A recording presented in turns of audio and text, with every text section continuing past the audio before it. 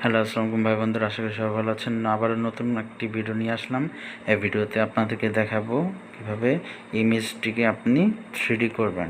হ্যাঁ বন্ধুরা, আমি আপনাদেরকে আজকে দেখাবো আপনি ফেসবুকটিকে একেবারে 3D করবেন। আমি আগেই স্ক্রিনশট মেরে রেখেছি, সেই স্ক্রিনশটটি আমি এখানে আনার পরে আমি আপনাদেরকে দেখাবো। এই যে স্ক্রিনশটটি আমি ক্রপ করে এখানে নিয়ে আসলাম। নিয়ে আসার পরে আমি এখন যাব 3D শেপে। 3D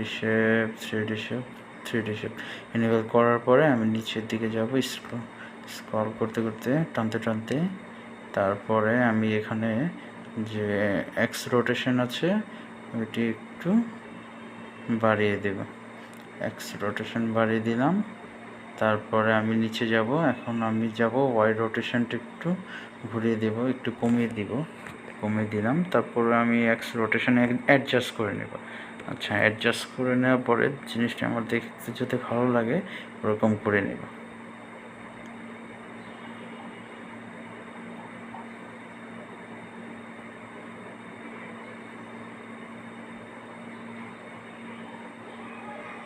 আই হোপ এটা ঠিক আছে।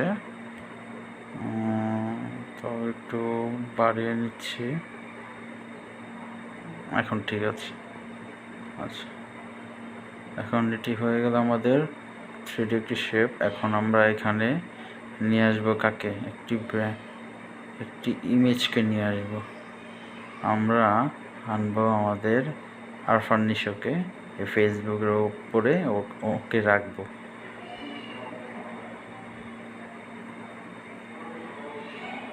রাখলাম, অ্যাডজাস্ট করে নেব। অ্যাডজাস্ট করে মানে যে দেখে যাতে মনে হয় যে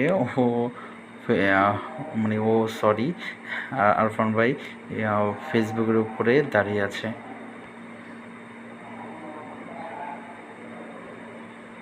এখন আমরা লেয়ারগুলো মার্জ করে ফেলব।